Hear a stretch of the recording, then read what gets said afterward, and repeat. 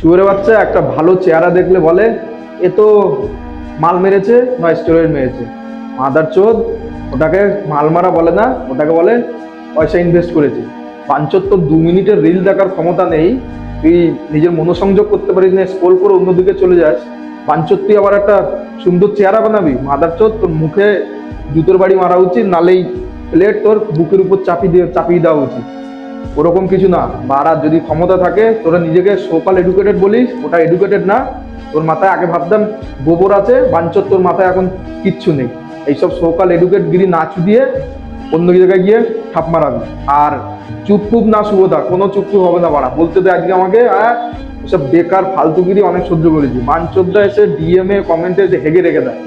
Mother তো তোদের জিনিসটা ভাব, give respect and take respect. So আমার ভাইরা আমাকে বলে শুভদা তুমি গালাগালি দিচ্ছ কেন? ভাই আমাকে প্লিজ এই ভিডিওটার জন্য কিছু বলিস না, তোরা জানিস আমি কেমন, আমি আগেই ক্ষমা চেয়ে নিচ্ছি।